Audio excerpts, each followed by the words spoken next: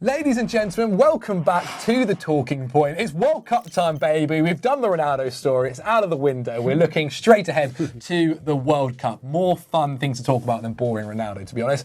Joining me today, it's Dougie. Chrissy, how you doing? I'm good, thank you. I'm good. I'm getting very excited now. Yes, thank you. Only halfway through, which is a little bit concerning. Strong. But I am getting very excited for the World Cup now. Obviously, it's been a controversial build-up, and those issues shouldn't be just brushed under the carpet.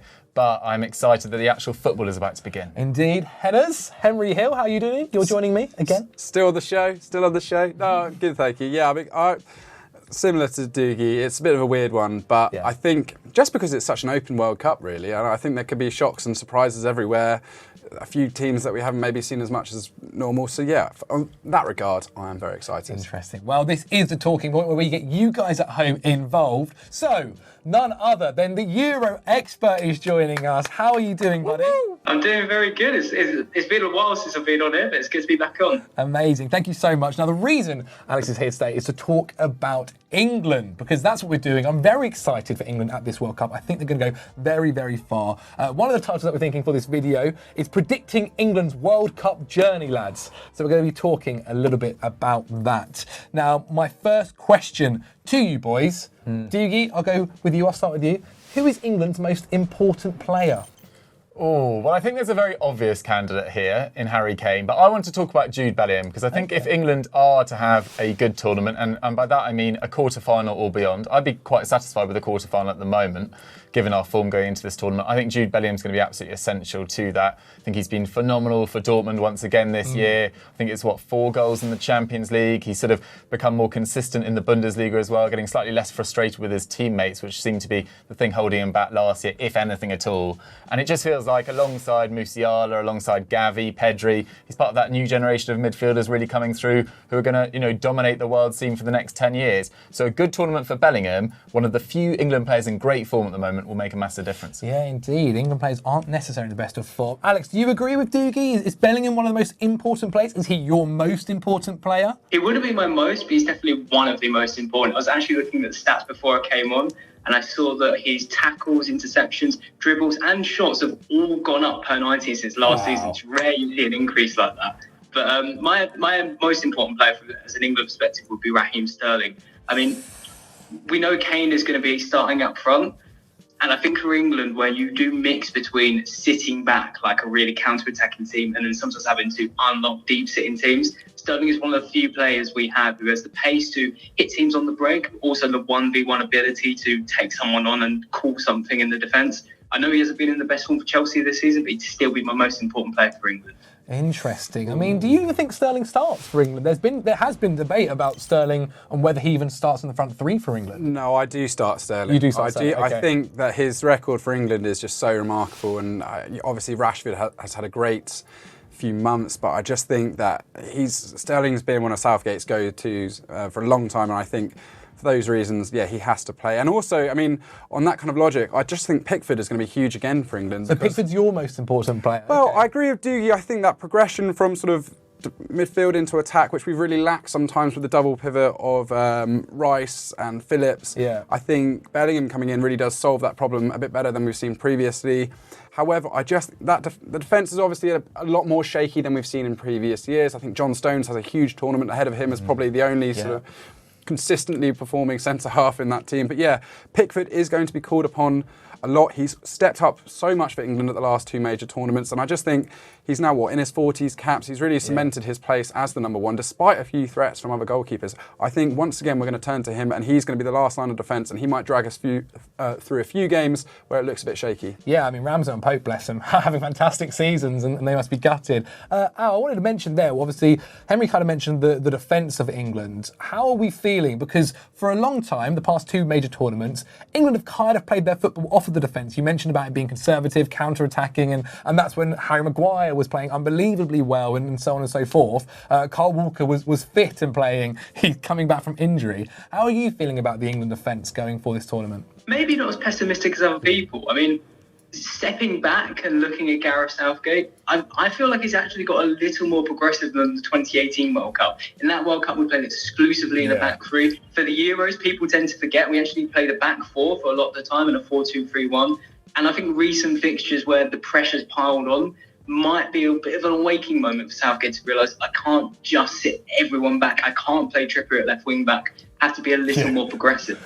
And I was reading what John Stones was saying, I think yesterday, about how the connection he feels with Harry Maguire at the back and their partnership. And it gives me a bit of confidence. Yeah. I'm happy if England play a back four. I'm happy if it's Trippier and Shaw and Stones and Maguire. I'm actually quite confident. Are you a fan of a back four? Do you think England will play a back four? Yes. I am a fan of the idea. I just don't think we'll do it, to be honest. Okay. I think Southgate's one of those guys that would just think, it's our biggest weakness at centre-back. So rather than play to our strengths, which is probably our midfield and forward options, I think he'll try and cover that up with an extra centre-back.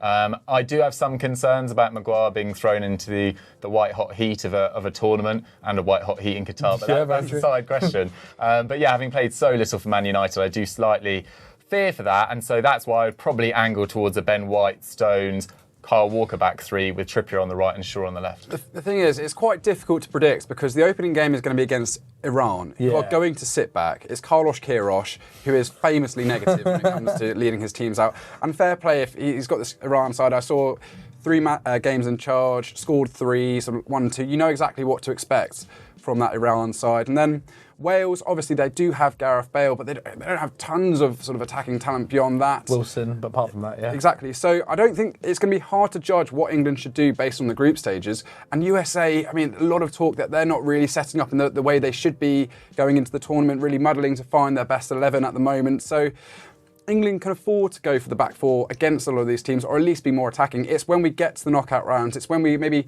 get a goal ahead against one of the bigger teams, that's when we're really going to see what Southgate's plan is, because that's when we become unstuck in previous tournaments. Interesting. Well, one of the most interesting quotes I saw recently was Lionel Messi, who come out and say that Brazil, England and France are the favourites to win the tournament. He believes that Argentina are slightly behind him, behind those three. How do you feel, Alex, about those comments? Do you agree that you think England are one of the favourites, or the top 3 favourites, as Lionel Messi believes? I tell you what, I'm not sure if one of the top 3 favourites. Definitely not on paper when you look at Argentina and Brazil's form. But we should probably go into this tournament with expectation. I mean, this is coming from someone, for full transparency, pre-Euro 2020 said Southgate is a moron. Why is he in this job? And then I feel like what some people haven't done after the Euros, where they said, we're going to go out in the group stage, and when we reach the final, they said, we should have won, that's an easy route. My logic much more is now, look at our expectations, they were low. He's proved we should set expectations higher. So going into this tournament, maybe not top 3 favourites, but I would be expecting minimum quarter-final and hoping for a semis or a final. Interesting. Well, on the route to the final, depending obviously where England finish, and you're predicting English to finish top of their World Cup group. But if they finish second, they would also face tough competition. Some of those teams that England could be facing is France, the Netherlands, Argentina. Do you feel, that's even before the semi-finals, do you feel this England side is ready for that kind of competition? They beat Germany in the Euros. Yeah, I mean, we could try and be a bit clever about it and assume that if we win the group, we will play likely Senegal or Ecuador. You assume that the Netherlands will come out on top of that group, which also contains Qatar. But then if we do that, we'll play France in the quarters. So there's no point really trying to be too clever about, dropping a game or dropping points in the group stage. I think we want to go out, build as much confidence as possible, especially with our recent results.